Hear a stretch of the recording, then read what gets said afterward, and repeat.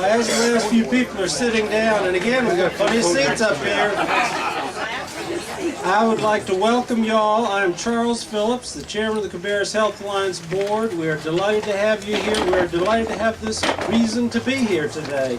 This has been something that's been a long time coming. We've been working on it for about 2 years now, and we're going on 3? Oh my gosh, time flies when you're having fun. But we're just delighted to be here. And I would like to, as I said, move a pace and go ahead and introduce our first speaker, who will be Bob Misenheimer, the mayor of Kannapolis, and someone who's been with us on this all the way. We're delighted to have you here, Bob. Come on up. Thank you, sir. Thank you. We certainly appreciate your kind introduction, and to be perfectly fair with you, is this not an exciting day for the for the city of Kannapolis, even though it's cold? I came out of the Cabarrus Bank up there and I said, wait a minute, I need to go home. I got a top coat at home, I need to go home and put on that top coat. So that's what I did. You know, another building being built here in the city of Kannapolis and right here at the research campus, and we're just delighted with that.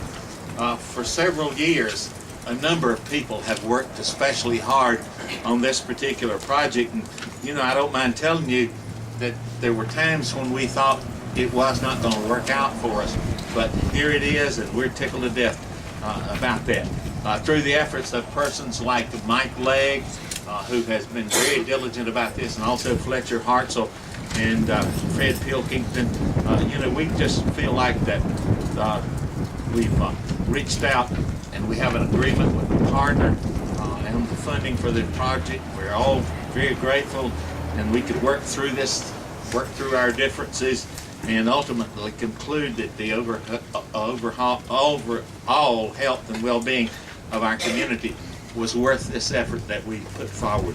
When we started talking about constructing this building downtown, you know, those of you that were here at that time will remember we were in a totally different economic environment, and even during the boom times we knew that the Cabarrus Health Alliance would provide a tremendous boost for our downtown. And now that the economy has slowed, its importance is even greater.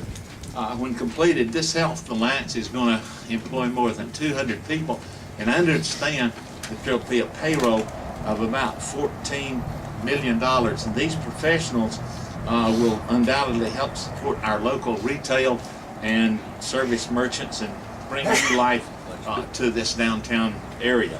Not only will the physical presence of the Health Alliance here in the city help our local merchants, but you know, the location next to the North Carolina Research Campus paves the way for much greater collaboration between the two. Already, researchers with the 8 universities have looked at ways to partner on clinical trials with the Health Alliance, and I also understand that the Health Alliance is a recruiting tool used to help persuade private and not-for-profit organizations to come here to Kannapolis. And how wonderful that is, that the physical walk between the two organizations are going to be reduced to a 5-minute walk, and that's very significant.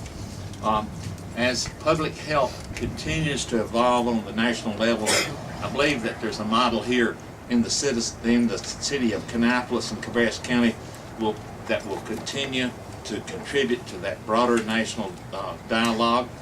And I look very much forward to watching the Health Alliance grow and prosper here in Kannapolis. And I'd like to say to each one of you folks that are here today, thank you for coming. We appreciate your being here. Thank you. We're really delighted to have Congressman Larry Kissel with us, who represents us in Washington. And Larry, if you would step up, we appreciate you being here, and thank you very much.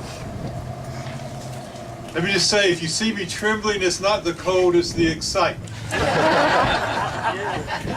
It is an exciting day to be here, and I do want to congratulate Kannapolis and Cabarrus County for this step forward, and to thank all the leaders that made this possible.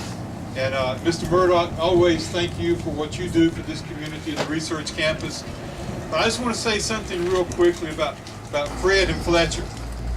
We hear about when the unstoppable meets the unmovable. But with Fred and Fletcher on this project being the unstoppable, there was not an unmovable. Those guys took on all challenges. There was no obstacle that was too great to keep this day from happening. This project will serve not only the citizens of this area and outlying communities and counties, but will serve as a model for what effective, efficient health care can be about. I congratulate everybody on this. Thank you so much.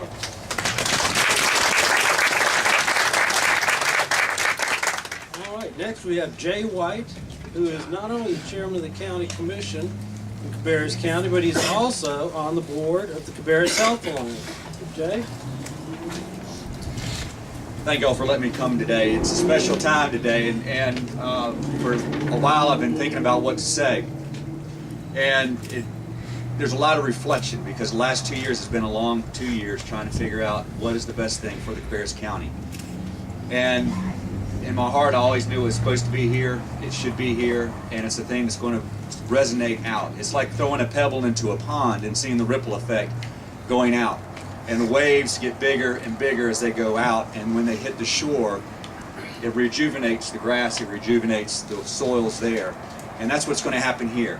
We've thrown a rock in here in Kannapolis, in Cabarrus County, and it's going to resonate throughout not only the United States, but throughout the world. And you wonder, how can that be? Well, it has a rich tradition that has come back many years ago. And it's been here for many, many years. It's one of the first rural health departments in the United States. Cabarrus Health Alliance was that. Cabarrus Health Alliance was the first, or Cabarrus County was the first community to be vaccinated with the polio vaccination or immunization. It's the first public health authority in North Carolina, and it's pioneered open access, which is now nationwide. That's to the leadership of Fred Pilkington and his staff. It's tremendous of what is here. And last night was an early Christmas present to me, because what reminded me of last night reminded me of Christmas Eve when I was little. It was hard for me to sleep because I was excited about what sort of present we're going to have here. And it's going to be a present that's going to be a gift to the world.